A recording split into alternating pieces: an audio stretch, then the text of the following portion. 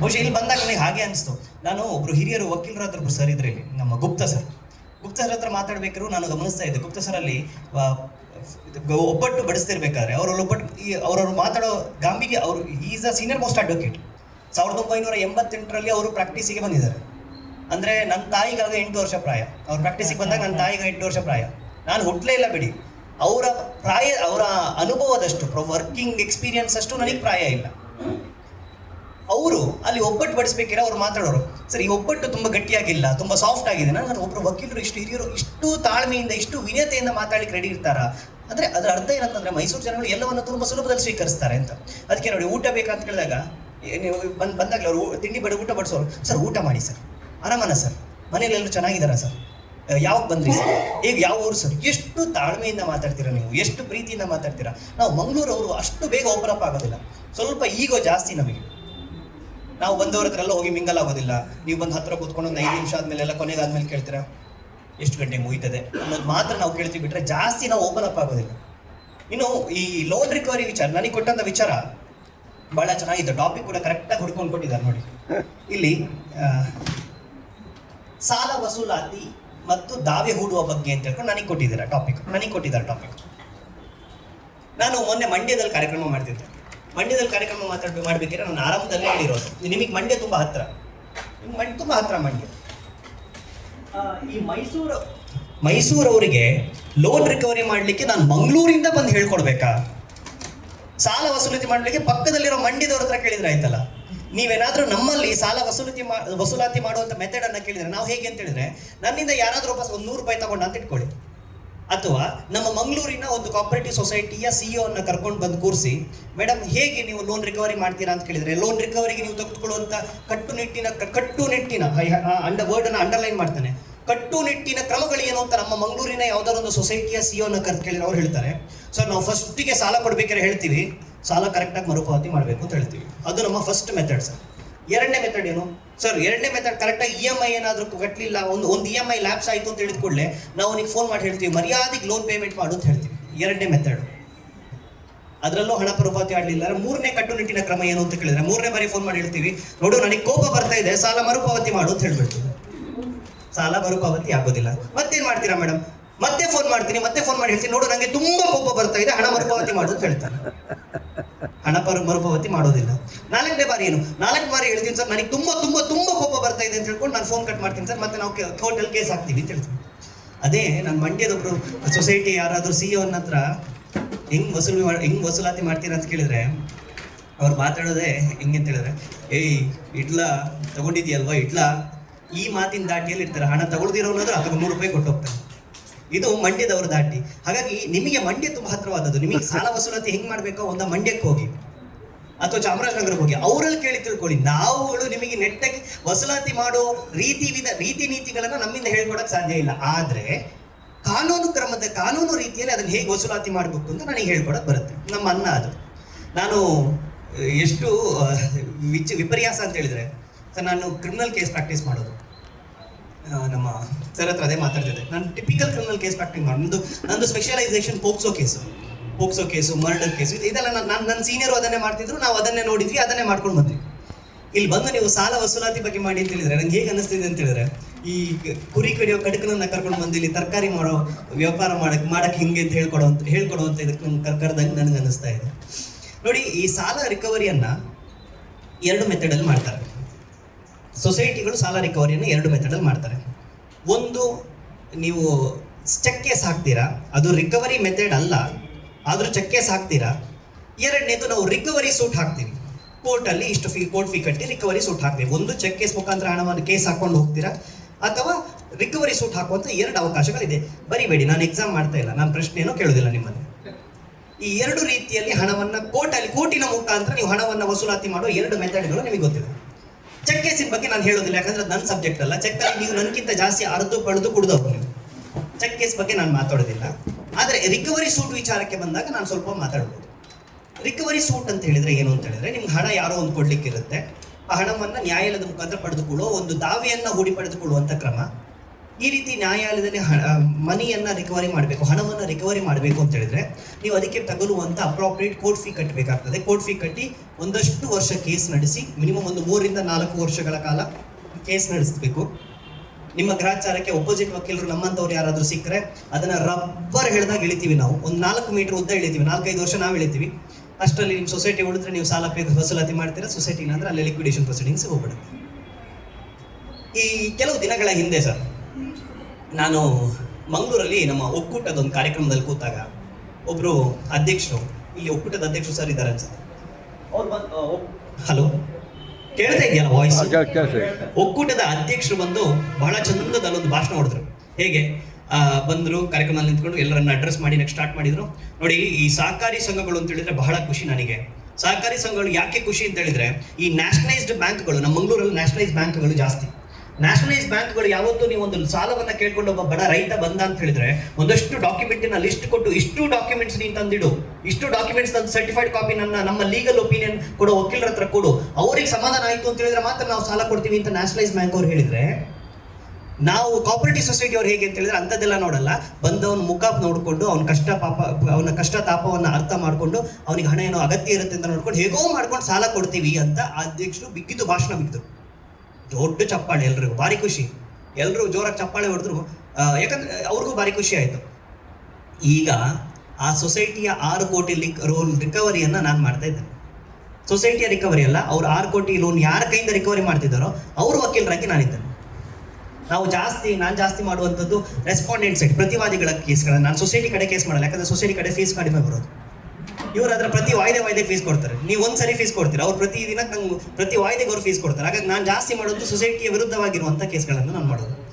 ಇವತ್ತು ನಾನೆಲ್ಲ ವಿಚಾರಗಳನ್ನು ನಿಮ್ಗೆ ಹೇಳ್ಬಿಟ್ಟು ಹೋದರೆ ನಾಳೆ ಬಂದು ಇಲ್ಲಿ ನಂಗೆ ಕೇಸ್ ಮಾಡೋಕ್ಕಾಗಲ್ಲ, ಎಲ್ಲ ನೀವೆಲ್ಲರೂ ಹುಷಾರಾಗ್ಬಿಡ್ತೀರ.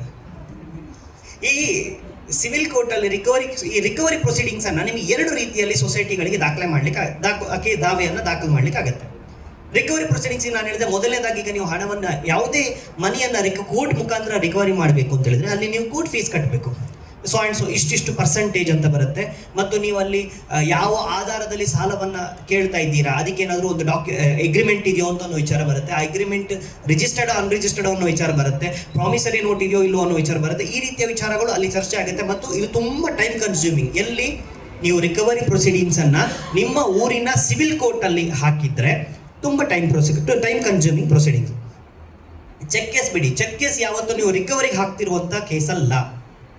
ಚೆಕ್ಕನ್ನು ಏನಂತ ಹೇಳಿ ಹಾಕ್ತೀರಾ? ನಾವು ಸಾಲ ಮರುಪಾವತಿ ಮಾಡಲಿಲ್ಲ, ಬಾಕಿ ಇಟ್ಟ, ನಾವು ನೋಟಿಸ್ ಕಳಿಸಿದ್ವಿ, ನೋಟಿಸ್ ಬಂದಾಗ ನಮ್ಮ ಕಚೇರಿಗೆ ಬಂದು ಚೆಕ್ಕನ್ನು ಕೊಟ್ಟ, ಆ ಚೆಕ್ಕನ್ನು ನಾವು ಕೋರ್ಟಿಗೆ ಹಾಕಿದ್ವಿ, ಚೆಕ್ಕನ್ನು ಬ್ಯಾಂಕಿಗೆ ಪ್ರೆಸೆಂಟ್ ಮಾಡಿದ್ವಿ, ಬ್ಯಾಂಕಿಗೆ ಪ್ರೆಸೆಂಟ್ ಮಾಡಿದಾಗ ಅದು ಡಿಸಾನರ್ ಆಯಿತು. ಆ ಡಿಸಾನರ್ ಆದದಕ್ಕೆ ಅವನಿಗೆ ಶಿಕ್ಷೆ ಆಗಲಿ ಅಂತ ಹೇಳ್ಕೊಂಡು ನೀವು ಚೆಕ್ ಕೇಸ್ ಹಾಕ್ತೀರಾ. ಆ ಚೆಕ್ ಹಣ ಬರಬೇಕು ಅಂತ ಹೇಳಿ ಚೆಕ್ ಕೇಸ್ ಹಾಕೋದಲ್ಲ. ಅವ್ನು ಚೆಕ್ ಕೊಟ್ಟು ನಿಮಗೆ ಹಣ ಕೊಡಬೇಕು ಅಂತ ಹೇಳ್ಕೊಂಡು ನಿಮಗೆ ಭರವಸೆ ಕೊಟ್ಟಲ್ಲ, ಆ ಭರವಸೆಯನ್ನು ನಾವು ಪೂರೈಸಲಿಲ್ವಲ್ಲ, ಆ ಕಾರಣಕ್ಕಾಗಿ ಅವನಿಗೆ ಶಿಕ್ಷೆ ಆಗಬೇಕು ಅಂತೇಳಿ ನೀವು ಚೆಕ್ ಕೇಸ್ ಸಿ ಆಗ್ತೀರಾ. ಅದಕ್ಕೆ ಅದು ಕ್ರಿಮಿನಲ್ ಕೇಸ್ ಆಗಿ ರಿಜಿಸ್ಟರ್ ಆಗುತ್ತೆ. ಅವನಿಗೆ ಶಿಕ್ಷೆ ಆಗಬೇಕು. ಏನು ಶಿಕ್ಷೆ? 2 ಶಿಕ್ಷೆಗಳಿದ್ದಾವೆ. ಅವನ ಚೆಕ್ಕಲ್ಲಿ ಎಷ್ಟು ಅಮೌಂಟ್ ಬರೆದಿದ್ದಾನೋ ಅಷ್ಟು ಅಮೌಂಟನ್ನು ಜಡ್ಜ್ ಫೈನ್ ಅಂತ ಹೇಳಿ ಹಾಕ್ತಾರೆ, ಅಥವಾ 6 ತಿಂಗಳು ಜೈಲು ಅಂತೇಳಿ ಹಾಕ್ತಾರೆ, ಅಥವಾ 2 ಹಾಕ್ಬೋದು. ಫೈನು ಹಾಕ್ಬೋದು, 6 ತಿಂಗಳು ಜೈಲು ಹಾಕ್ಬೋದು. ಸೊ ಅದು ಅವನು ಮಾಡಿರೋ ತಪ್ಪಿಗೆ ಕೊಡೋ ಶಿಕ್ಷೆ. ಅದು ಆ್ಯಕ್ಚುಯಲ್ ರಿಕವರಿ ಪ್ರೊಸೀಡಿಂಗ್ಸ್ ಅಲ್ವಾ? ಈಗ ರಿಕವರಿ ಪ್ರೊಸೀಡಿಂಗ್ಸ್ ಯಾವುದು ಅಂತ ಬಂದಾಗ ನಾನು ಅದಕ್ಕೆ ಸಿವಿಲ್ ಕೋರ್ಟಲ್ಲಿ ರಿಕವರಿ ಸೂಟ್ ಹಾಕಬೇಕು ಅಂತ ಹೇಳಿದ್ರೆ, ರಿಕವರಿ ಸೂಟ್ ಹಾಕಬೇಕಾದ್ರೆ ಕೋರ್ಟ್ ಫೀ ಕಟ್ಟಬೇಕು.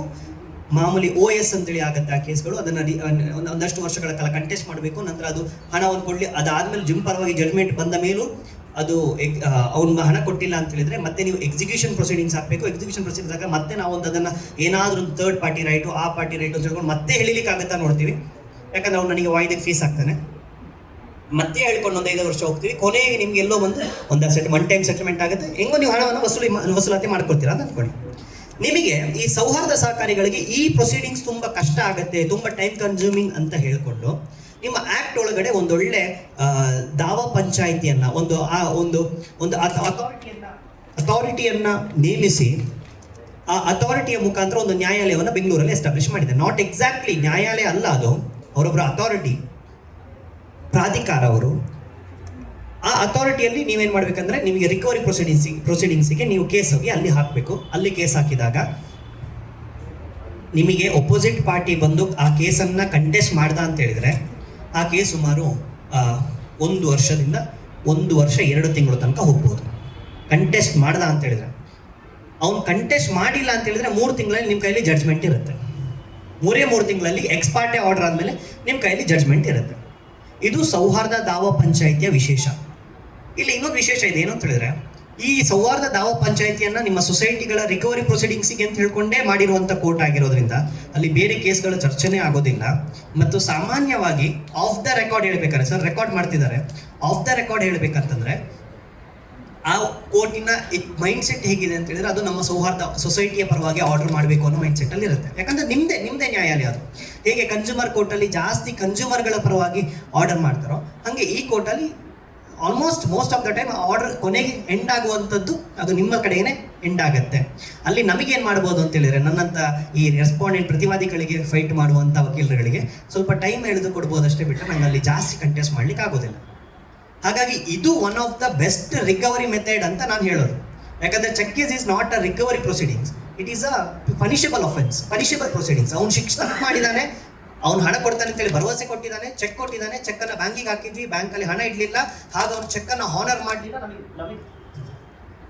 ನಮಗೆ ಮೋಸ ಮಾಡಿದ್ದಾನೆ, ಆ ಕಾರಣಕ್ಕಾಗಿ ನಾವು ಅವನ ಮೇಲೆ ಪ್ರೊಸೀಡಿಂಗ್ಸ್ ಇನಿಷಿಯೇಟ್ ಮಾಡಲಿಕ್ಕೆ ಚೆಕ್ ಕೇಸ್ ಹಾಕ್ತೀರಾ. That is not a recovery proceedings.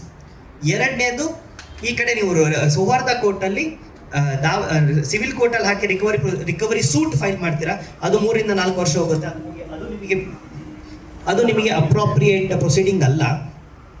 3ನೇ ಮೆಥಡ್ ಏನು ಅಂತ ಹೇಳಿದ್ರೆ, ಸೌಹಾರ್ದ ಕೋರ್ಟಲ್ಲಿ ಪೆಟಿಷನ್ ಹಾಕಿ, ಮೈಕ್ ಬೇಕಂತ ವಾಯ್ಸ್ ಕಟ್ ಆಗ್ತಿದೆಯೋ ಅಥವಾ ನಾನು ಕಟ್ ಮಾಡಿಸ್ತಿದ್ದೇನೋ ಗೊತ್ತಾಗ್ತಿಲ್ಲ ಸರ್. ಹೌದು, ಬಾಕ್ಸ್ ಮತ್ತೆ ನನ್ನ ಮಧ್ಯೆ ಮೈಕ್ ಮಧ್ಯೆ ಬಾಡಿ ಬರಬಾರ್ದು. ಈ ಸೌಹಾರ್ದ ಕೋರ್ಟಲ್ಲಿ ಹಾಕೊಂಡು ಪೆಟಿಷನ್ ಮಾಡ್ಬೋದು. ನಾನು ಹೇಳಿದೆ ಕಂಟೆಸ್ಟ್ ಮಾಡಿದರೆ 1 ರಿಂದ 2 ತಿಂಗಳು ಹೋಗುತ್ತೆ. 1 ವರ್ಷದಿಂದ ಕಂಟೆಸ್ಟ್ ಮಾಡಿದರೆ 6 ತಿಂಗಳಿಂದ 1.2 ವರ್ಷದವರೆಗೆ ಹೋಗುತ್ತೆ. 1 ವರ್ಷ 2 ತಿಂಗಳ ತನಕ ಮ್ಯಾಕ್ಸಿಮಮ್ ಹೋಗ್ಬೋದು. ಕಂಟೆಸ್ಟ್ ಮಾಡಲಿಲ್ಲ ಅಂತ ಹೇಳಿದ್ರೆ 3 ತಿಂಗಳಲ್ಲಿ ಜಡ್ಜ್ಮೆಂಟ್ ನಿಮ್ಮ ಕೈಯಲ್ಲಿ ಇರುತ್ತೆ. ಏನು ಜಡ್ಜ್ಮೆಂಟ್ ಬರುತ್ತೆ? ಅವನ ಸ್ಥಿರ ಅಚರ ಆಸ್ತಿಗಳನ್ನು ಮುಟ್ಟುಗೋಲು ಹಾಕುವ ರೀತಿಯಲ್ಲಿ ನಿಮಗೆ ಆರ್ಡರ್ ಕೊಡ್ತಾರೆ. ಮನೆಗೆ ಬೆಂಕಿ ಬಿತ್ತು, ಮನೆ ಹೋಗುತ್ತೆ ಅಂತ ಹೇಳಿದ್ರೆ ಓಡಾಡ್ಕೊಂಡು ಬಂದು ಸೆಟಲ್ಮೆಂಟ್ ಆಗ್ತಾನೆ ಸರ್.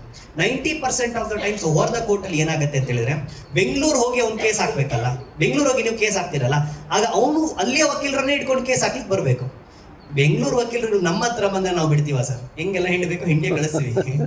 ಹಾಗಾಗಿ ಸಾಮಾನ್ಯವಾಗಿ ಅವನೇನು ಮಾಡ್ತಾನೆ, ನಮಗೆ ಫೀಸ್ ಕೊಡುವ ಬದಲು ಅವನಿಗೆ ಬಂದು 2 EMI ಕಟ್ಕೊಂಡು NPA NPA ಕ್ಲಿಯರ್ ಮಾಡ್ಕೊಳ್ಬೋದಲ್ಲ ಅಂತ ಹೇಳ್ಕೊಂಡು ಬಂದು ಕ್ಲಿಯರ್ ಮಾಡ್ಲಿಕ್ಕೆ ಹೋಗ್ತಾನೆ. 90% ಟೈಮ್ ಇದೇ ಹಾಕೋದು. ಹಾಗಾಗಿ ಕಂಟೆಸ್ಟ್ ಮಾಡ್ಲಿಕ್ಕೆ ಬರೋದಿಲ್ಲ. ಅಥವಾ ಒಂದು ವೇಳೆ ಕಂಟೆಸ್ಟ್ ಮಾಡ್ಲಿಕ್ಕೆ ಬಂದ್ರೂ ಹಬ್ಬ ಅಂದರೆ 6 ತಿಂಗಳಿಂದ 1.2 ವರ್ಷದ ತನಕ ಕರೆಕ್ಟಾಗಿ ಡಾಕ್ಯುಮೆಂಟ್ಸ್ ಇದ್ರೆ, ಈ ಸೆಂಟೆನ್ಸನ್ನು ನೀವು ಇನ್ವೈಟೆಡ್ ಕೋಮದಲ್ಲಿ ಹಾಕೊಂಡು ಇಟ್ಕೊಳ್ಳಿ. ಕರೆಕ್ಟಾಗಿ ನಿಮ್ಮ ದಾಖಲೆಗಳಿದೆ ಅಂತ ಹೇಳಿದ್ರೆ 1.2 ವರ್ಷದೊಳಗಡೆ ಬಂದ್ಬಿಡುತ್ತೆ, ಕೇಸ್ ಜಡ್ಜ್ಮೆಂಟಿಗೆ ಬಂದ್ಬಿಡುತ್ತೆ. ಕಂಟೆಸ್ಟ್ ಮಾಡಲಿಲ್ಲ 3 ತಿಂಗಳಲ್ಲಿ ಇರುತ್ತೆ. ಈಗ ನೀವು ಕೇಳ್ಬೋದು, ಈ ಸೌಹಾರ್ದ ದಾವ ಪಂಚಾಯತಿಯಲ್ಲಿ ನಾವು ಯಾವ ಡಾಕ್ಯುಮೆಂಟ್ಸ್ ಬೇಕಾಗುತ್ತೆ ಸರ್, ಅಲ್ಲಿ ಕೇಸ್ ಹಾಕ್ಬೇಕಂದ್ರೆ ಯಾವ ಡಾಕ್ಯುಮೆಂಟ್ಸ್ ಬೇಕಾಗುತ್ತೆ ಅಂತ ಒಂದು ಪ್ರಶ್ನೆ ನಿಮ್ಮಲ್ಲಿ ಬರಬೇಕಿತ್ತು, ಬರಲಿಲ್ಲ. ಬಂದಿತ್ತಾ ಸರ್? ಈಗ ನಾನು ಅದಕ್ಕೆ ಮೊನ್ನೆ ಸರ್ಗೆ ನಿನ್ನೆ ಫೋನ್ ಮಾಡಿ ಹೇಳಿದೆ, ಸರ್ ಸೊಸೈಟಿಗಳಲ್ಲಿ ಒಂದು 4-5 ಲೋನ್ ಅಪ್ಲಿಕೇಶನ್, ಮೆಂಬರ್ಶಿಪ್ ಅಪ್ಲಿಕೇಶನ್ ಎಲ್ಲ ತರಲಿಕ್ಕೆ ಹೇಳಿ ಸರ್ ಅಂತ ಹೇಳಿದೆ. ಯಾರೆಲ್ಲ ತಂದಿದ್ದೀರಾ? ಲೋನ್ ಅಪ್ಲಿಕೇಶನ್, ಮೆಂಬರ್ಶಿಪ್ ಅಪ್ಲಿಕೇಶನ್ ಇಟ್ಕೊಳ್ಳಿ, ಕೈಯಲ್ಲಿ ಇಟ್ಕೊಳ್ಳಿ. ತಂದಿದ್ದೀರಲ್ಲ ಸರ್? ಒಂದು ಸೊಸೈಟಿ ಮಾತ್ರ ತಂದಿದ್ದಾರೆ ಸರ್. ನೋಡಿ, ಈ ದಾವ ಪಂಚಾಯಿತಿಯಲ್ಲಿ ನೀವು ಅಥವಾ ಸೌಹಾರ್ದ ಕೋರ್ಟಲ್ಲಿ ನೀವು ಯಾವ ಡಾಕ್ಯುಮೆಂಟ್ಸ್ ಅನ್ನ ಲೋನ್ ಪ್ರೊಸೀಡಿಂಗ್ ಕೇಸನ್ನು ಹಾಕಬೇಕಂದ್ರೆ ಯಾವುದೆಲ್ಲ ಡಾಕ್ಯುಮೆಂಟ್ಸ್ ಬೇಕು ಅಂತ ಹೇಳಿದ್ರೆ, ಮೊದಲನೇದಾಗಿ ನಮಗೆ ಬೇಕಾಗಿರುವಂಥದ್ದು ಮೆಂಬರ್ಶಿಪ್ ಅಪ್ಲಿಕೇಶನ್. ಯಾಕಂದ್ರೆ ಮೆಂಬರ್ ಅಲ್ದವನಿಗೆ ನೀವು ಸಾಲ ಕೊಡ್ಲಿಕ್ಕೆ ಆಗೋದಿಲ್ಲ, ಮೆಂಬರ್ ಅಲ್ದವನಿಗೆ ನೀವು ಸರ್ವಿಸೇ ಕೊಡ್ಲಿಕ್ಕೆ ಬರೋದಿಲ್ಲ. ಎಕ್ಸೆಪ್ಟ್ ಈ ಸ್ಟ್ಯಾಂಪು ಅಂತ ನೀವು ಕನ್ಸ್ಯೂಮರ್ ರೋಲ್ ಪ್ಲೇ ಮಾಡುವಂಥ ಮೆಂಬರ್ಸ್ ಅನ್ನು ಹೊರತುಪಡಿಸಿ ಮತ್ತೆ ಯಾರಿಗೂ ಕೂಡ ನೀವು ಸರ್ವಿಸ್ ಕೊಡ್ಲಿಕ್ಕೆ ಬರೋದಿಲ್ಲ. ಯಾಕೆ? ಸೊಸೈಟಿಗಳನ್ನು ಮಾಡಿರೋದು ಫಸ್ಟ್ ನಿಮ್ಮ ಮೆಂಬರ್ಸ್ಗಳಿಗೆ. ನಮ್ಮ ಮನೆ ಮಕ್ಕಳಿಗೆ ಊಟ ಹಾಕಬೇಕು, ಮತ್ತೆ ಬೇರೆ ಮಕ್ಕಳಿಗೆ ಊಟ ಹಾಕೋದು, ಯಾಕಂದ್ರೆ ಅವರೇ ಮಾಡಿರೋದಲ್ವ ಸೊಸೈಟಿ. ಹಾಗಾಗಿ membership application is the first primary document. Second, loan application. ಈ ಲೋನ್ ಅಪ್ಲಿಕೇಶನ್ ಮತ್ತು ಮೆಂಬರ್ಶಿಪ್ ಅಪ್ಲಿಕೇಶನ್ ಮಧ್ಯೆ ಒಂದು ಡಾಕ್ಯುಮೆಂಟ್ ಕ್ರಿಯೇಟ್ ಆಗುತ್ತೆ. ಏನಂತ ಹೇಳಿದ್ರೆ, ಯಾವನಾದ್ರೂ ಮೆಂಬರ್ ಆಗೋದು ಯಾವಾಗ ಅಂತ ಹೇಳಿದ್ರೆ, ಅವನ ಕಚೇರಿಗೆ ಬಂದ, ಶೇರ್ ಖರೀದಿ ಮಾಡ್ದ, ನಿಮಗೆ ಅಪ್ಲಿಕೇಶನ್ ಕೊಟ್ಟ ಅಂದ ಕೂಡಲೇ ಅವ್ನು ಮೆಂಬರ್ ಆಗೋದಿಲ್ಲ. ಅವ್ನು ಯಾವಾಗ ಮೆಂಬರ್ ಆಗ್ತಾನೆ ಅಂತ ಹೇಳಿದ್ರೆ, ಹೇಳಿ ಸರ್, ಹೇಳಿ ಮೇಡಮ್. ಯಾವ ಮೇಡಮ್? ಕರೆಕ್ಟ್ ಹೇಳಿದ್ರಿ. ನೀವು ಅವ್ನು ಕೊಟ್ಟಿರುವಂಥ ಮೆಂಬರ್ಶಿಪ್ ಅಪ್ಲಿಕೇಶನ್ ಅನ್ನು ತಗೊಂಡು ನೀವು ನಿಮ್ಮ ಬೋರ್ಡ್ ಆಫ್ ಡೈರೆಕ್ಟರ್ಸ್ನ ತಿಂಗಳ ಮೀಟಿಂಗಲ್ಲಿ ಇಡ್ತೀರಾ. ಆ ಮೀಟಿಂಗಲ್ಲಿ ಒಂದು ರೆಸೊಲ್ಯೂಷನ್ ತಗೊಳ್ತೀರಿ. ಏನಂತ ಹೇಳಿದ್ರೆ, ಇವರು ಇಂಥ ಅರ್ಜಿಯನ್ನು ಬಂದಿದೆ, ಇಂಥ ಅರ್ಜಿಯಲ್ಲಿ ಇಷ್ಟಿಷ್ಟು ಮೊತ್ತ ಕಟ್ಟಿದ್ದಾರೆ, ಇದನ್ನು ಸರ್ವಾನುಮತದಿಂದ ನಾವು ತೀರ್ಮಾನ ಮಾಡಲಾಯಿತು ಅಂತ ಹೇಳ್ಕೊಂಡು ನೀವು ಮೀಟಿಂಗ್ ರೆಸೊಲ್ಯೂಷನ್ ಪಾಸ್ ಮಾಡ್ತೀರಾ. ಆಗ ಅವನು ಮೆಂಬರ್ ಆಗ್ತಾನೆ. ಮೆಂಬರ್ ಆದ ನಂತರ ಅವನು ಲೋನ್ ಅರ್ಜಿ ಕೊಡ್ತಾನೆ. ಲೋನ್ ಅರ್ಜಿಯನ್ನು ಫಿಲ್ ಮಾಡ್ತೀರಾ. ಲೋನ್ ಅರ್ಜಿ ಫಿಲ್ ಮಾಡಿ ಇಮಿಡಿಯೇಟ್ ನೀವು ಲೋನ್ ಸ್ಯಾಂಕ್ಷನ್ ಮಾಡ್ತೀರಾ? ಇಲ್ಲ. ಅದನ್ನೂ ತಗೊಂಡು ಬಂದು ಮತ್ತೆ ಬೋರ್ಡ್ ಮೀಟಿಂಗ್ ಅಲ್ಲಿ ಇರ್ತೀರಾ. ಇವ್ರುಗಳು ಇಲ್ಲಿ ಬರ್ತಾರೆ, ಡೈರೆಕ್ಟರ್ಗಳು ಬರ್ತಾರೆ, ಅವರಿಗೆ ಒಂದು ಚಾ, ಒಂದು ನಿಮ್ಮಲ್ಲಿ ವಡೆನೋ ಅಥವಾ ಏನು ಬಿಸ್ಕೆಟೋ ಕೊಡ್ತೀರಾ. ಮೀಟಿಂಗ್ ರೆಸೊಲ್ಯೂಷನ್ ಪಾಸ್ ಆಗುತ್ತೆ. 100 ರೂಪಾಯಿ ಸೆಟ್ಟಿಂಗ್ ಫೀಸ್ ತಗೊಂಡು ಹೋಗ್ತಾರೆ. ಅಲ್ಲಿ ಮೀಟಿಂಗ್ ರೆಸೊಲ್ಯೂಷನ್ ಒಂದು ರೆಸೊಲ್ಯೂಷನ್ ಪಾಸ್ ಆಗುತ್ತೆ.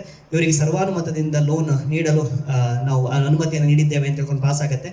ಮತ್ತೆ ನೀವು ಹೋಗಿ ಲೋನ್ ಸ್ಯಾಂಕ್ಷನ್ ಲೆಟರ್ ಕೊಡಬೇಕು. ಇಷ್ಟಿಷ್ಟು ನಿಮ್ಮ ಲೋನ್ ಸ್ಯಾಂಕ್ಷನ್ ಲೆಟರ್ ಮೇಂಟೈನ್ ಮಾಡಲಿಕ್ಕಿಲ್ಲ ಅನ್ಸುತ್ತೆ, ಮಾಡಿದ್ದೀರಾ? ಮಾಡಲ್ಲ. ಲೋನ್ ಸ್ಯಾಂಕ್ಷನ್ ಲೆಟರ್ ಕೊಡ್ತೀರಾ, ಇಷ್ಟಿಷ್ಟು ಅಮೌಂಟ್ ಸ್ಯಾಂಕ್ಷನ್ ಆಗಿದೆ ಅಂತ ಹೇಳ್ತೀರಾ. ಲೋನ್ ಸ್ಯಾಂಕ್ಷನ್ ಆದಮೇಲೆ ಅವನನ್ನು ಕರೆದು ಎಗ್ರಿಮೆಂಟ್ ಮಾಡಿಸ್ತೀರಾ. ಎಗ್ರಿಮೆಂಟ್ ಜೊತೆಗೆ ಪ್ರಾಮಿಸರಿ ನೋಟ್ ಮಾಡಿಸ್ತೀರಾ. ಈ ಪ್ರಾಮಿಸರಿ ನೋಟ್ ಆದ ನಂತರ ಅವನು ಲೋನ್ ಸ್ಟೇಟ್ಮೆಂಟ್ ಬೇಕಾಗ್ತದೆ. ಎಷ್ಟು ಹಣ ಕಟ್ಟಲಿಕ್ಕೆ ಬಾಕಿ ಇದೆ, ಎಷ್ಟಿದೆ, ಲೋನ್ ಸ್ಟೇಟ್ಮೆಂಟ್. ಈಗ ಇಷ್ಟು ಡಾಕ್ಯುಮೆಂಟ್ ಹೇಳಿದಲ್ಲ ನಾನು, loan application, membership application, 2 meeting resolutions, loan application, ಮತ್ತೊಂದು ಮೀಟಿಂಗ್ ರೆಸೊಲ್ಯೂಷನು, ಲೋನ್ ಕೊಟ್ಟದ್ರ ಬಗ್ಗೆ ಇರುವಂಥ meeting resolution, loan agreement, promissory note, bank statement, loan statement ಆದಮೇಲೆ ಸಾಲವನ್ನು ಕಟ್ಟದೇ ಇದ್ದಾಗ ನೀವು ಒಂದು ನೋಟಿಸ್ ಕೊಡ್ತೀರಲ್ಲ, ಬಂದು ಮರ್ಯಾದೆ ಕಟ್ಟು ಮಗನೇ ಅಂತ ಹೇಳ್ಕೊಂಡು ನೋಟಿಸ್ ಕೊಡ್ತೀರಲ್ಲ, ಆ ನೋಟಿಸ್ ಇಷ್ಟು ಡಾಕ್ಯುಮೆಂಟ್ಗಳನ್ನು ನನಗೆ ಕೊಟ್ಟರೆ ಸೌಹಾರ್ದಕ್ಕೆ, ನನಗಂದರೆ ಯಾರೋ ಒಬ್ರು ವಕೀಲರಿಗೆ ಕೊಟ್ಟರೆ, ನಾನು ಮಾರ್ಕೆಟಿಂಗ್ ಮಾಡ್ಕೋತೀನಿ ಅಂತ ಅಂದ್ಕೋಬೇಡಿ. ಸೊ ಯಾವುದೋ ಒಬ್ರು ವಕೀಲರ ಹತ್ರ ಕೊಟ್ಟರೆ, ಅಥವಾ ನೀವು ಕೂಡ ನೇರವಾಗಿ ಹೋಗಿ ಸೌಹಾರ್ದ ಕೋರ್ಟಲ್ಲಿ ಕೇಸನ್ನು ಹಾಕಲಿಕ್ಕೆ ಸಾಧ್ಯ ಆಗುತ್ತೆ. ಈಗ ಪ್ರಶ್ನೆ ಇರೋದು, ಇಷ್ಟು ದಾಖಲೆಗಳನ್ನು ನೀವು ಕರೆಕ್ಟಾಗಿ ಮೇಂಟೈನ್ ಮಾಡಿದ್ದೀರಾ ಅಂತ ಪ್ರಶ್ನೆ ಇರೋದು. ಇಷ್ಟು ದಾಖಲೆಗಳು ನಿಮ್ಮ ಕಚೇರಿಯಲ್ಲಿ ಇದ್ದಾವೆ, ನನಗೆ 100ಕ್ಕೆ 100 ಗೊತ್ತಿರ್ತವೆ. ಆದರೆ ಇಷ್ಟು ದಾಖಲೆಗಳು ಕರೆಕ್ಟ್ ಆಗಿದಾವ ಅನ್ನೋದು ಪ್ರಶ್ನೆ. 99% ನಾನು ಬೆಟ್ಟು ಕಟ್ಟಿ ಹೇಳ್ತೀನಿ, ಇಲ್ಲಿ ನಿಮ್ಮ ಯಾವ ಸೊಸೈಟಿಯಲ್ಲೂ ಈ ಡಾಕ್ಯುಮೆಂಟನ್ನು ಮೇಂಟೈನ್ ಮಾಡಿರೋದಿಲ್ಲ. ಯಾಕೆ ಅಂತ ಹೇಳಿದರೆ, ಎಲ್ಲಿ ಸಿಕ್ಕಾಕೊಳ್ತೀರಾ ಅಂತ ಹೇಳಿದರೆ, ಕೇಳ್ತೀರಾ, ಎಲ್ಲ ಸಿ ಒಗಳು ಹೇಳ್ತಾರೆ ಎಲ್ಲ ಡಾಕ್ಯುಮೆಂಟ್ ಎಲ್ಲ ಕರೆಕ್ಟ್ ಆಗಿದ್ದಾರೆ ಅಂತ. ಇಲ್ಲ ಸರ್, ಡೈರೆಕ್ಟರ್ಗಳು ಮಾತ್ರ ಇದಾವೆ ಸರ್, ಸಿ ಒಗಳಿದ್ದಾರೆ ಸರ್. ಇಲ್ಲಿ ಎಷ್ಟು ಜನ ಡೈರೆಕ್ಟರ್ಗಳು ಅಥವಾ ಪ್ರೆಸಿಡೆಂಟ್ಗಳಿದ್ದೀರಾ ಸರ್? ಒಂಚೂರು ಕೈ ಮೇಲೆ ಹತ್ಬೋದಾ? ಸರಿ ಸರ್, ನಿಮ್ಮ ಸ್ಟಾಫ್ ಅವರು ಡಾಕ್ಯುಮೆಂಟ್ ತಂದಿದ್ದಾರಾ ಸರ್? ಅವರು ತಂದಿದ್ರೆ ಹಿಡಿಸಿ ಕೊಡ್ತಿದ್ದೆ ನಾನು ಸರ್. ಈಗ ನೀವು ಸೊಸೈಟಿಯಲ್ಲಿ ಮೇಂಟೈನ್ ಮಾಡಿರುವಂಥ ಲೋನ್ ಫೈಲ್ ಎಷ್ಟು ಸರಿ ಇದೆ ಅನ್ನೋಂಥದ್ದು ಪ್ರಶ್ನೆ. ಇದು ಎಲ್ಲಿ ಸಿಕ್ಕಾಕೊಳ್ತೀರಾ ಅಂತ ಹೇಳಿದ್ರೆ, ನಿಮಗೆ ಚೆಕ್ ಕೇಸಲ್ಲಿ ಸಾಮಾನ್ಯ ಇದೆಲ್ಲ ಸಿಕ್ಕಾಕೊಳ್ಳೋದಿಲ್ಲ. ಯಾಕೆ? ಚೆಕ್ ಕೇಸಲ್ಲಿ ನೀವು ಮೊದಲು ನೀವು ಬ್ಲ್ಯಾಂಕ್ ಚೆಕ್ ತಗೊಳ್ಳೋದಿಲ್ವಲ್ಲ. ಯಾರಾದ್ರೂ ಬ್ಲ್ಯಾಂಕ್ ಚೆಕ್ ತಗೊಳ್ತೀರಾ? ಸೊಸೈಟಿಯಲ್ಲಿ? ಕ್ಯಾಮರಾ ಆ ಕಡೆ ತಿರುಗಿಸಿ ಸರ್, ನನಗಲ್ಲ, ಅವ್ರಿಗೆ ತಿರುಗಿಸಿ ಸರ್. ಅವ್ರು ಬ್ಲ್ಯಾಂಕ್ ಚೆಕ್ ತಗೊಳ್ತಾರಂತೆ ಸರ್. ನೀವು ಯಾರು blank cheque on the record ತಗೊಳ್ಳಿಕ್ಕೆ ಸಾಧ್ಯನೇ ಇಲ್ಲ. ನೀವೇನ್ ಮಾಡ್ತೀರಾ? ತಗೊಳ್ಬೇಕಾಗತ್ತೆ, ಬೇರೆ ದಾರಿ ಇಲ್ಲ. ತಗೊಂಡ್ಬಿಟ್ಟು ಅದನ್ನ ನೀವು ಹಂಗೆ ಗಾಡ್ರೇಜ್ ಅಲ್ಲಿ ಇಟ್ಟಿರ್ತೀರಾ. ನಾಡಿದ್ದು ಅವನಿಗೆ ಒಂದಿನ ರಿಕವರಿ, ಅವನು ಹಣ ಕಟ್ಟದೇ ಇರುವಂತ ಸಂದರ್ಭದಲ್ಲಿ ನೀವು ಹೋಗಿ ಅವನಿಗೆ ನೋಟಿಸ್ ಕಳಿಸ್ತೀರಾ. ನೋಟಿಸಲ್ಲಿ ಬಂದು ಹಣ ಕಟ್ಟು ಮಗನೇ ಅಂತ ಹೇಳ್ತೀರಾ. ಆಗ ಅವ್ನು ಬಂದು ಚೆಕ್ ಕೊಟ್ಟ ಅಂತೇಳಿ ನೀವು ಕೋರ್ಟಲ್ಲಿ ಕತೆ ಹೇಳೋದು. ಇದು ನಿಮ್ಮ ಕತೆ. ಆದ್ರೆ ಏನಾಗತ್ತೆ ಅಂತ ಹೇಳಿದ್ರೆ, ಇದನ್ನ ನೀವೀಗ ಫಾರ್ ಎಕ್ಸಾಂಪಲ್ ರಿಕವರಿ ಸೂಟ್ ಹಾಕಿದ್ದೀರಾ ಅಂತ ಇಟ್ಕೊಳ್ಳಿ. ನಿಮ್ಮ ಸಿವಿಲ್ ಕೋರ್ಟಲ್ಲಿ ರಿಕವರಿ ಸೂಟ್ ಹಾಕಿರ್ತೀರಾ, ಅಥವಾ ಸೌಹಾರ್ದ ಕೋರ್ಟಲ್ಲಿ ರಿಕವರಿ ಸೂಟ್ ಕೇಸ್ ಹಾಕಿರ್ತೀರಾ. ನೀವು ಕೇಸ್ ಹಾಕಿದ ನಂತರ ನಿಮ್ಮ CO ಹೋಗಿ, ಅಥವಾ CO ಬಂದು ಅಲ್ಲಿ ಸಾಕ್ಷಿ ಹೇಳುವಂಥ ಒಂದು ಕ್ರಮ ಇರುತ್ತೆ. ಸಾಕ್ಷಿ ಹೇಳಿದಾಗ ಒಪೋಸಿಟ್ ವಕೀಲರು ಕ್ರಾಸ್ ಮಾಡ್ಲಿಕ್ಕೆ ಇರ್ತಾರೆ. ಈ ಕ್ರಾಸ್ ಮಾಡುವಾಗ ಏನಾದ್ರು ಗುಪ್ತಾ ಸರ್ ಅಂತ ವಕೀಲರ ಕೈಗೆ ಸಿಕ್ಕರೆ ಹಿಡ್ಕೊಂಡು ರುಬ್ಬಿ ಬಿಡ್ತಾರೆ ನಿಮ್ಮನ್ನು. ನಾನು ಒಂದಿನ ಬೆಂಗಳೂರಲ್ಲಿ ಕ್ರಾಸ್ ಮಾಡುವಾಗ ನನಗೊಂದು ಸೊಸೈಟಿ ಕೇಸ್ ಸಿಕ್ಕಿತ್ತು. ನಮ್ಮ ಮಂಗಳೂರಿನ one of the leading society, 3.5 ಕೋಟಿ ಲೋನ್ ರಿಕವರಿ ಪ್ರೊಸೀಡಿಂಗ್. ಅದು 3.5 ಕೋಟಿ. ನನಗೆ ಅಕ್ಯೂಸ್ಡ್, ನಾನು ಡಿಫಾಲ್ಟರ್ ಕಡೆ ಇದ್ದೀನಿ, ಅಂದರೆ ಪ್ರತಿವಾದಿಗಳ ಪರವಾಗಿ, ಯಾರು ಹಣ ಕಟ್ಟಲಿಕ್ಕೆ ಲೋನ್ ತಗೊಂಡಿದ್ದಾನೋ ಅವ್ನ ಪರವಾಗಿ ಇದ್ದೀನಿ. ಈ CO ಬಂದಿದ್ರು, ಎದುರಿಗೆ ನಿಂತ್ಕೊಂಡ್ರು, ನಗಾಡ್ತಾ ಭಾರಿ ಖುಷಿಯಲ್ಲಿದ್ದಾರೆ. ಯಾಕಂದ್ರೆ ನಾನು ಮಂಗಳೂರವನು, ಅವ್ರು ಮಂಗಳೂರವ್ರು, ನಾವು ಮಂಗಳೂರು ನೋಡ್ಕೊಂಡಿದ್ದೀವಿ. ಹಾಗಾಗಿ ಏನೋ ಒಂದು ಅವ್ರು ಅಂದ್ಕೊಂಡಿದ್ದಾರೆ ನಾನು ಅವ್ರ ಪರವಾಗಿ ಮಾತಾಡ್ತೀನಿ ಅಂತ. ನಮಗೆ ಅದೆಂತ ಇಲ್ಲ, ನಮಗೆ ಯಾವ ಒಂದು ಫೀಸ್ ಕೊಡ್ತಾನೆ ಆ ಕಡೆ ತಿರುಗ್ತೀವಿ ಅಷ್ಟೇ. ನಯಾ ಪೈಸೆ ಮುಲಾಜಿಲ್ಲ ನಮಗೆ. ಈ ಪುಣ್ಯಾತ್ಮ ಬಂದ, ನಗಾಡ್ಕೊಂಡು ನನ್ನ ಮುಂದೆ ಹಲ್ಲು ಕಿರ್ಕೊಂಡು ನಿಂತ. ನಾನು ಹೋದೆ ಹತ್ರ. ಸರ್, ಕ್ರಾಸ್ ಆನ್ ರೆಕಾರ್ಡ್, ಈ ನ್ಯಾಯಾಲಯದ ಮುಂದೆ ಯಾವುದೇ ಸಾಕ್ಷಿ ವಿಸ್ತಾರ ನಡೆದ್ರು ಅದು ಆನ್ ರೆಕಾರ್ಡ್ ಬರುತ್ತೆ. ಅಲ್ಲಿ ಬರೀತಾರೆ, ಟೈಪಿಸ್ಟ್ ಟೈಪ್ ಹೊಡಿತಾ ಕೂತ್ಕೊಂಡಿರ್ತಾರಲ್ಲ. ಹಿಂಗೆ ಬಂದ, ನಾನು ಕೂತ್ಕೊಂಡು ಫಸ್ಟ್ ಕೇಳಿದೆ, ನೋಡಿ ನಿಮ್ಮ ಸಂಸ್ಥೆಯಲ್ಲಿ ಬಹಳ ಹೆಣ್ಮಕ್ಳು ಜಾಸ್ತಿ ಇದಾರಲ್ವ ಅಂತ ಹೇಳಿದೆ. ಹೌದು. ಅವನಿಗೆ ಖುಷಿ ಆಯ್ತು, ಇದು ವಕೀಲರನ್ನು ಸಣ್ಣ ತಮಾಷೆ ಮಾತಾಡೋ ವಕೀಲರು, ಏನು ಸೀರಿಯಸ್ ಆಗಿಲ್ಲ. ಹೌದು, ನಮ್ಮ ಆಫೀಸಲ್ಲಿ ಕಂಪ್ಲೀಟ್ ಹೆಣ್ಮಕ್ಳು, 97% ಹೆಣ್ಮಕ್ಳು ಅಂತ. ಹೌದಾ ಸರ್? ಸಾಮಾನ್ಯವಾಗಿ ಈ ಹೆಣ್ಣು ಮಕ್ಕಳ ಅಕ್ಷರ ಭಾರಿ ಚಂದ ಅಲ್ವಾ ಸರ್? ಹೌದು, ಭಾರಿ ಚಂದ, ಅಕ್ಷರ ಭಾರಿ ಚಂದ ಅಂತ ಹೇಳ್ಬಿಟ್ಟು. ನೋಡಿ, ನಿಮ್ಮ ಸೊಸೈಟಿಯಲ್ಲಿ ನಿಮ್ಮ ಹೆಣ್ಣು ಮಕ್ಕಳೇ ಕಂಪ್ಲೀಟ್ ಆಗಿ ರೆಸ್ಪಾನ್ಸಿಬಲ್ ಆಗಿ ನಿಮ್ಮ ಕಸ್ಟಮರ್ ಬಂದಾಗ ಅವರನ್ನು ಮಾತಾಡಿಸಿ ಅವ್ರ ಜೊತೆ ಪ್ರೀತಿಯಿಂದ ಆತ್ಮೀಯತೆಯಿಂದ ಲೋನ್ ಬಗ್ಗೆ ಮಾಹಿತಿ ಕೊಟ್ಟು ಲೋನ್ ಅಪ್ಲಿಕೇಶನ್ಸ್ ಅನ್ನು ಫಿಲ್ ಮಾಡ್ತಾರಲ್ವ ಅಂತ ಹೇಳಿದ್ರು. ಹೌದು ಸರ್, ಎಲ್ಲ ನಮ್ಮ ಸ್ಟಾಫೇ ಮಾಡ್ತಾರೆ ಸರ್. ಕಸ್ಟಮರ್ಗೆ ಯಾವುದೇ ರೀತಿ ತೊಂದರೆ ಕೊಡೋದಿಲ್ಲ. ಇಲ್ಲ ಸರ್, ನಮ್ಮ ಸೊಸೈಟಿಯಲ್ಲಿ ಕಸ್ಟಮರ್ಗೆ ಯಾವುದೇ ರೀತಿ ತೊಂದರೆನೇ ಕೊಡೋದಿಲ್ಲ ಸರ್, ಎಲ್ಲ ನಮ್ಮ ಸ್ಟಾಫ್ಗಳು ಅಚ್ಚುಕಟ್ಟಾಗಿ ಮಾಡ್ತಾವೆ ಸರ್. ಸರ್, ಈ ಲೋನ್ ಅಪ್ಲಿಕೇಶನ್ ಅಂತ ಹೇಳಿದ್ರೆ ಹೇಗಿದೆ? ನಿಮ್ಮ loan application, membership application, promissory note, agreement draft, ನಂತರ ರಿವೈವ್ ಅಪ್ಲಿಕೇಶನ್, ಇದೆಲ್ಲವನ್ನು ಒಟ್ಟಿಗೆ ಚಂದ ಮಾಡಿ ಸ್ಟೆಪ್ಲರ್ ಮಾಡಿ ಕರೆಕ್ಟ್ ಪೇಜ್ ಎಲ್ಲ ಮಡ್ಚದಾಗಿ ಚಂದ ಮಾಡಿ ನಿಮ್ಮ ಹೆಣ್ಮಕ್ಳು ಸ್ಟಾಫ್ ಮೇಂಟೈನ್ ಮಾಡಿರ್ತಾರಲ್ಲ. ನಮ್ಮ ಆಫೀಸಲ್ಲಿ ಅದೆಲ್ಲ ಭಾರಿ ಸಿಸ್ಟಮ್ ಆಗಿ ಎಲ್ಲವನ್ನು ಒಟ್ಟಿಗೆ ಸ್ಟೆಪ್ಲರ್ ಮಾಡಿರ್ತಾರೆ, ಎಲ್ಲವನ್ನು ಒಟ್ಟಿಗೆ ಸ್ಟೆಪ್ಲರ್ ಮಾಡಿ ಇಟ್ಟಿರ್ತಾರೆ ಸರ್ ಅಂದರು. ನೆಕ್ಸ್ಟ್ ಕೇಳಿದೆ, ನೀವು ಕಸ್ಟಮರನ್ನು ನಿಮ್ಮ ಆಫೀಸಿನ ಟೇಬಲ್ ಮೇಲೆ ಕರೆದು ಆಫೀಸ್ನ ಮುಂದ್ಗಡೆ ಟೇಬಲು ಚಾರು ವ್ಯವಸ್ಥೆ ಮಾಡಿದ್ದೀರಲ್ಲ ಸರ್? ನಮ್ಮಲ್ಲಿ AC ರೂಮ್ ಸರ್ ನಮ್ಮದು. ನಾವು ಅದು 27 ಬ್ರಾಂಚ್ ಇರುವಂಥ ಸೊಸೈಟಿ. AC ರೂಮ್ ಸರ್ ನಮ್ಮ ಹೆಡ್ ಆಫೀಸಿಗೆ ಬಂದಾಗ ಕೂರಿಸಿ ನಮ್ಮ ಸ್ಟಾಫ್ ಹೋಗಿ ಅವ್ರ ಹತ್ರ ಕೂತು ಎಲ್ಲವನ್ನ ಬರೆದು ಅವ್ರು ಸೈನ್ ತಗೊಳಿಸ್ತಾರೆ. ನಾನು ಅಲ್ಲೇ ನಮ್ಮ ಕೋರ್ಟ್ ಫೈಲಲ್ಲಿ ಇದ್ದ ಡಾಕ್ಯುಮೆಂಟನ್ನು ತೆಗೆದೆ, ತೋರಿಸಿದೆ. ಇಷ್ಟು ಡಾಕ್ಯುಮೆಂಟನ್ನು ಅವನು ಲೋನ್ ಕೇಳ್ಕೊಂಡು ಅರ್ಜಿ ಹಾಕ್ಲಿಕ್ಕೆ ಬಂದವತ್ತೇ ನಿಮ್ಮ ಟೇಬಲಲ್ಲಿ ಕೂರಿಸ್ಕೊಂಡು ನಿಮ್ಮ ಆಫೀಸಿನ ಯಾರು ಸುಷ್ಮಿತಾ ಬರೆದಿದ್ದ ಕೇಳಿದೆ ನಾನು. ಸುಮ್ಮನೆ ಕೇಳಿದೆ ನಾನು, ಸುಷ್ಮಿತಾ ಫಿಲ್ ಮಾಡಿ ಕೊಟ್ಲ? ಇಲ್ಲ. ಇಷ್ಟು ಫೈಲನ್ನು ಅವನ ಲೋನ್ ಕೇಳಲಿಕ್ಕೆ ಬಂದ ಆ ದಿನ ನಮ್ಮ ಆಫೀಸಿನ ಸುಷ್ಮಿತಾ ಅಲ್ಲ ಸರ್, ಬೇರೆ ಯಾರೋ ಸ್ಟಾಫ್ ಯಾರು ಅಂತ ಹೆಸರು ಗೊತ್ತಿಲ್ಲ, ಅವ್ರಿಗೂ ಹೋಗಿ ಕೂತ್ಕೊಂಡು ಎಲ್ಲವನ್ನ ಬರೆದು ಫಿಲ್ ಮಾಡಿ ಸಿಗ್ನೇಚರ್ ತಗೊಂಡ್ರು ಸರ್ ಅಂದರು. ಆಯಿತು ಸರ್ ಅಂತ ಹೇಳಿದೆ. ಇಳೀರಿ ಅಂತ ಬೇಡಿದೆ. ನಾನು ನಂತರ ಬಂದೆ. ಅವನಿಗೆ ವಿಷಯನೇ ಅರ್ಥ ಆಗಲಿಲ್ಲ. 3.5 ಕೋಟಿ ಲೋನು ಏನು ಮಾಡಿದಾನೆ ಪುಣ್ಯಾತ್ಮರು ಅಂತ ಹೇಳಿದ್ರೆ, ನಾನು ಹೇಳಿದ್ದೀನಲ್ಲ, ನಿಮ್ಮಲ್ಲೂ ಇದೇ ಆಗುತ್ತೆ. ನಿಮ್ಮ ಕಚೇರಿಗೆ ಯಾರೋ ಒಬ್ಬ ಲೋನ್ ಕೇಳ್ಕೊಂಡು ಬರ್ತಾನೆ, ಬನ್ನಿ ಸರ್ ಅಂತೇಳಿ ಕೂರಿಸ್ತೀರಾ, ಅವನು ಲೋನ್ ಕೇಳ್ಕೊಂಡು ಹೋಗಿರ್ತಾನೆ, ಇದನ್ನು ನಿಮ್ಮ ಮೀಟಿಂಗಲ್ಲಿ ಹೇಳಿರ್ತೀರಾ, ಮೀಟಿಂಗಲ್ಲಿ ಪಾಸ್ ಆಗುತ್ತೆ, ಲೋನ್ ಇಷ್ಟು ಅಮೌಂಟ್ ಸ್ಯಾಂಕ್ಷನ್ ಆಗಿರುತ್ತೆ. ಆಮೇಲೆ ಕೊನೆಗೆ ಒಂದು ದಿನ ಅವನ ಅಕೌಂಟಿಗೆ ಹೋಗೋ ಮುಂಚೆ ಎಗ್ರಿಮೆಂಟ್ ಮಾಡೋ ಹೊತ್ತು ನೀವು ಕರ್ಕೊಂಡು ಬಂದು ಅವನನ್ನು ಟೇಬಲ್ ಮುಂದೆ ಕೂರಿಸ್ತೀರಾ. ನಿಮ್ಮ ಆಫೀಸಲ್ಲಿ ಸುಷ್ಮಿತಾ ಹೋಗ್ತಾಳೆ, ಟೇಬಲ್ ಕೂತ್ಕೊಳ್ತಾಳೆ, ಎಲ್ಲ ಅವನ ಹೆಸರು, ಅಡ್ರೆಸ್ಸು, ಜಾತಕ, ಜನ್ಮ ಜಾತಕ, ಎಗ್ರಿಮೆಂಟಿಂದ ಹಿಡಿದು, ಪ್ರಾಮಿಸರಿ ನೋಟಿಂದ ಹಿಡಿದು, ಲೋನ್ ಅಪ್ಲಿಕೇಶನಿಂದ ಹಿಡಿದು, ಮೆಂಬರ್ಶಿಪ್ ಅಪ್ಲಿಕೇಶನಿಂದ ಹಿಡಿದು ಎಲ್ಲವನ್ನ ಅದೇ ದಿನ ನೀವು ಕೂತ್ ಬರೆಸ್ತೀರಾ, ಅದೇ ದಿನದ ಡೇಟ್ ಹಾಕಿರ್ತೀರಾ, ಅದೇ ದಿನ ಸಿಗ್ನೇಚರ್ ತಗೊಂಡಿರ್ತೀರಾ. ನಾನು ಕೋರ್ಟಿಗೆ ಬಂದು ಇದನ್ನೇ ಕನ್ಫ್ರಂಟ್ ಮಾಡಿಸಿದೆ. ನನ್ನ ಡಿಫೆನ್ಸ್ ಏನು ಅಂತಂದರೆ, ನೋಡಿ, ನಾನು ಹೋಗಿದ್ದೀನಿ, ಲೋನ್ ಅರ್ಜಿ ಕೊಟ್ಟಿದ್ದೀನಿ ನಿಜ, ಆದರೆ ಲೋನ್ ಸ್ಯಾಂಕ್ಷನ್ ನನಗಾಗಿಲ್ಲ, ಲೋನ್ ಎಗ್ರಿಮೆಂಟ್ ನಾನು ಮಾಡ್ಕೊಂಡಿಲ್ಲ, ಎಲ್ಲವನ್ನ ಲೋನ್ ಅಪ್ಲಿಕೇಶನ್ ಜೊತೆಗೆ ಅವರ ಸ್ಟಾಫೇ ಕೂರಿಸಿ ಸೈನ್ ಮಾಡಿಸಿದ್ರು. ಲೋನ್ ಸ್ಯಾಂಕ್ಷನ್ ಆದ ವಿಚಾರ ನನಗೆ ಗೊತ್ತಿಲ್ಲ, ಲೋನ್ ಅಮೌಂಟ್ ನಾನು ಪಡ್ಕೊಂಡಿಲ್ಲ, ಅವರೇ ಡೈರೆಕ್ಟ್ರು ಅಥವಾ CEO ಯಾರೋ ತಿಂದ್ಕೊಂಡಿರ್ತಾರೆ. ಈಗ ರಿಕವರಿ ಪ್ರೊಸೀಡಿಂಗ್ಸ್ ನನ್ನ ಮೇಲೆ ಪ್ರೆಷರ್ ಆಗ್ತಾರೆ ಅನ್ನೋ ಡಿಫೆನ್ಸನ್ನು ನಾನು ತಗೊಳ್ತೀನಿ. ಈ ಡಿಫೆನ್ಸ್ ನಿಲ್ಲುತ್ತೋ ಇಲ್ಲೋ ಎರಡನೇ ವಿಷಯ ಕೋರ್ಟಲ್ಲಿ, ಆದರೆ ಇದು ನನ್ನ ಡಿಫೆನ್ಸನ್ನು ನಾನು ತಗೊಳ್ತೀನಿ. ಇದಕ್ಕೆ ಸಪೋರ್ಟಿಂಗ್ ಆಗಿ ಅವನೇ ಕ್ರಾಸಿಗೆ ಬಂದವನು ನಿಂತ್ಕೊಂಡು ಹೇಳಿಬಿಟ್ಟಿದ್ದಾನೆ, ಏನು ಎಲ್ಲವನ್ನ ಅವ್ರ ಆಫೀಸಿನ ಒಬ್ಳು ಹುಡುಗಿ ಕೂತ್ಕೊಂಡು ಬರೆದ್ಲು ಅಂತ. ನೀವೇನು ಮಾಡ್ತೀರಾ? ಲೋನ್ ಸ್ಯಾಂಕ್ಷನ್ ಆದ ಕೂಡಲೇ 1-2 ರೀತಿಯಲ್ಲಿ ಸ್ಯಾಂಕ್ಷನ್ ಮಾಡಿಸ್ತೀರಾ. ನೀವು ಅವಂದೇ ನಿಮ್ಮ ಸೊಸೈಟಿಯಲ್ಲೇ ಒಂದು SB ಅಕೌಂಟ್ ಓಪನ್ ಮಾಡ್ತೀರಾ, ಆ SB ಅಕೌಂಟಿಗೆ ಲೋನ್ ಮೊತ್ತವನ್ನು ಹಾಕ್ತೀರಾ, ನಂತರ ಅಲ್ಲಿಂದ ಅವನ ಲೋನ್ ಅಕೌಂಟಿಗೆ ಟ್ರಾನ್ಸ್ಫರ್ ಮಾಡ್ತೀರಾ. ಈ ಮೆಥಡಲ್ಲಿ ಇದು ಮಾಡಿದ್ದು ಅಂತ ಹೇಳಿದ್ರೆ ನನ್ನ ಡಿಫೆನ್ಸ್ ನಿಲ್ಲುತ್ತೆ ಸರ್. ಯಾಕಂತಂದ್ರೆ ನನಗೆ ಸಂಬಂಧವೇ ಇಲ್ಲ, ಹಣವನ್ನು ನಾನು ಪಡ್ಕೊಂಡೇ ಇಲ್ಲ ಅಂತ ಹೇಳ್ತೇನೆ. ನನ್ನ ನ್ಯಾಷನಲೈಸ್ ಬ್ಯಾಂಕಿನ SB ಅಕೌಂಟಿಗೆ ಬರಲೇ ಇಲ್ಲ. ನಿಮ್ಮ ಡೈರೆಕ್ಟರ್ಗಳು ಮತ್ತು CEOಗಳು ಸೇರ್ಕೊಂಡು ಹಣವನ್ನು ಒಳಗಾಗ್ಲಿಕ್ಕೆ ಮಾಡಿರೋ ದಾರಿಯನ್ನು ಡಿಫೆನ್ಸನ್ನು ನಾನು ತಗೊಳ್ತೇನೆ. ಅಥವಾ ನೀವು ಕೆಲವೊಂದ್ಸರಿ ಏನಾಗುತ್ತೆ, ನೀವು ನಿಮ್ಮ ಸೊಸೈಟಿ ಹೆಸರಲ್ಲಿ ಚೆಕ್ ಬರೆದು ನನಗೆ ಕೊಟ್ಟಿರ್ತೀರಾ, ಆ ಚೆಕ್ಕನ್ನು ನಾನೆಲ್ಲೋ ನನ್ನ ನ್ಯಾಷನಲೈಸ್ ಬ್ಯಾಂಕಲ್ಲಿ ಪ್ರೆಸೆಂಟ್ ಮಾಡಿರ್ತೇನೆ. ಆ ರೀತಿ ಮಾಡಿದರೆ ನಿಮ್ಗೆ ಎಲ್ಲೋ ಒಂದು ರೀತಿಯ ಡಿಫೆನ್ಸ್ ಸಿಗ್ಬೋದು. ಹಾಗೆ ಮಾಡಿ ಅಂತ ಹೇಳ್ತಿಲ್ಲ ನಾನು, ಒಂದು ಡಿಫೆನ್ಸಿಗೆ ನಿಮಗೆ ದಾರಿ ಇಲ್ಲ ಅಂತ ಹೇಳಿದ್ರೆ ನನಗೇನಾಗುತ್ತೆ, ಈ ಕೇಸನ್ನು ರಬ್ಬರ್ ಎಳೆದಾಗಿ ಹೇಳಿಲಿಕ್ಕೂ ಅಥವಾ ಒಳ್ಳೆ ಡಿಫೆನ್ಸ್ ತಗೊಳ್ಳಿಕ್ಕೂ ನನಗೆ ಅವಕಾಶ ಕ್ರಿಯೇಟ್ ಆಗುತ್ತೆ. ಯಾರು ಮಾಡಿಕೊಟ್ಟದ್ದು? ನೀವಲ್ಲ, ನಿಮ್ಮ ಆಫೀಸ್ನ ಸುಷ್ಮಿತಾ. ಈಗ ನನಗೇನು ಬೇಕು ಅಂತಂದರೆ, ನೀವು ಸೌಹಾರ್ದ ಕೋರ್ಟಲ್ಲಿ ಹಾಕುವಂಥ ಕೇಸಲ್ಲಿ ಇದೆಲ್ಲ ಡಾಕ್ಯುಮೆಂಟ್ಸನ್ನು ಕರೆಕ್ಟ್ ನಾನು ಹೇಳಿರೋ. ಫಸ್ಟಿಗೆ ನಿಮ್ಗೆ ಯಾವ್ದು ಬೇಕು ಅಂತ ಹೇಳಿದ್ರೆ ಮೆಂಬರ್ಶಿಪ್ ಅಪ್ಲಿಕೇಶನ್ ಬೇಕು. ಯಾಕೆ? ಸೊಸೈಟಿಗೆ ಮೆಂಬರ್ ಅಲ್ಲದೆ ಇರೋನು ಬಂದು ಸಾಲ ಕೇಳಿದರೆ ನೀವು ಕೊಡುವಾಗಿಲ್ಲ. ಫಸ್ಟಿಗೆ ನೀವು ಅವನನ್ನು ಮೆಂಬರ್ ಮಾಡಿಸ್ಬೇಕು. ಮೆಂಬರ್ ಡೇಟ್ ಇವತ್ತಿಗಿದ್ದರೆ ನಾಳೆ ದಿನದ ಡೇಟಿಗೆ ನೀವು ಬೇಕಿದ್ರೆ ಮೀಟಿಂಗಲ್ಲಿ ಆ ಮೆಂಬರ್ಶಿಪ್ ಅಪ್ಲಿಕೇಶನ್ ಇಟ್ಕೊಂಡು ಪಾಸ್ ಮಾಡಿಸ್ಬೋದು. ಇವತ್ತಿನ ಡೇಟಿಗೆ ಇವತ್ತು ಅಪ್ಲಿಕೇಶನ್ ಮೆಂಬರ್ಶಿಪ್ ಅಪ್ಲಿಕೇಶನ್ ಮತ್ತು ಇವತ್ತಿನ ಡೇಟಿಗೆ ಇಟ್ಕೊಂಡು ಪಾಸ್ ಮಾಡಿಸ್ತೀರಾ? ಮೇಡಮ್ ಫೋನ್ ಮಾಡಿ ಸುಷ್ಮಿತಾನಿಗೆ ಹೇಳ್ತಿದ್ದೀರಾ? ನೀವು ಇವತ್ತಿನ ಡೇಟಿಗೆ ಮೆಂಬರ್ಶಿಪ್ ಅಪ್ಲಿಕೇಶನ್ ಬಂದು ಇವತ್ತಿನ ಡೇಟಿಗೆ ರೆಸೊಲ್ಯೂಷನ್ ಮಾಡಿಸಿದ್ರು ತೊಂದರೆ ಇಲ್ಲ. ಆದರೆ ನೀವು ಇವತ್ತಿನ ಡೇಟಿಗೆ ಲೋನ್ ಅಪ್ಲಿಕೇಶನ್ ಬಂದು ನಾಳಿನ ಡೇಟಿಗೆ ಮೆಂಬರ್ಶಿಪ್ ಅಪ್ಲಿಕೇಶನ್ ಮಾಡಿದರೆ ಅದು ಸಸ್ಪಿಷನ್ ಕ್ರಿಯೇಟ್ ಮಾಡುತ್ತೆ. ಏನೋ ನಡೀತಿದೆಯಲ್ಲ ಇಲ್ಲಿ, ಅದು ಹಿಂಗೆ ಮೆಂಬರ್ ಆಗೋ ಮುಂಚೆನೇ ಲೋನ್ ಕೊಡ್ತಾರೆ, ಏನು ನಡೀತಿದೆ ಸೊಸೈಟಿಲಿ ಅಂತ ಒಂದು ಸಸ್ಪಿಷನ್ ಕ್ರಿಯೇಟ್ ಆಗುತ್ತೆ. ಹಾಗಾಗಿ ಯಾವತ್ತೂ ಫಸ್ಟಿಗೆ ಇರಬೇಕಾಗಿದ್ದು ಮೆಂಬರ್ಶಿಪ್ ಅಪ್ಲಿಕೇಶನು. ಮೆಂಬರ್ಶಿಪ್ ಅಪ್ಲಿಕೇಶನ್ ನಂತರ ಮೀಟಿಂಗ್ ರೆಸೊಲ್ಯೂಷನ್. ಯಾವುದು? ಮೆಂಬರ್ಶಿಪ್ಪನ್ನು ಅಪ್ರೂವ್ ಮಾಡಿರೋ ಮೀಟಿಂಗ್ ರೆಸೊಲ್ಯೂಷನು. ಮೆಂಬರ್ಶಿಪ್ ಅಪ್ರೂವ್ ಆಗಬೇಕಲ್ಲ. ಮೆಂಬರ್ಶಿಪ್ ಅಪ್ರೂವ್ ಆದ ನಂತರ ನೆಕ್ಸ್ಟ್ ಬೇಕಾಗಿರುವಂಥದ್ದು ಲೋನ್ ಅಪ್ಲಿಕೇಶನ್. ಲೋನ್ ಅಪ್ಲಿಕೇಶನ್ ಬಂದ ನಂತರ ಮೀಟಿಂಗ್ ರೆಸೊಲ್ಯೂಷನ್, ಮತ್ತೆ ಏನು ಲೋನ್ ಗ್ರಾಂಟ್ ಆಗಬೇಕಲ್ಲ, ಅದನ್ನ ಯಾರು ಮಾಡ್ತಾರೆ? ಡೈರೆಕ್ಟರ್ಗಳು ಮಾಡ್ತಾರೆ. ಸಿಇಒಗಳು ಮಾಡ್ಲಿಕ್ಕೆ ಸಾಧ್ಯನೇ ಇಲ್ಲ.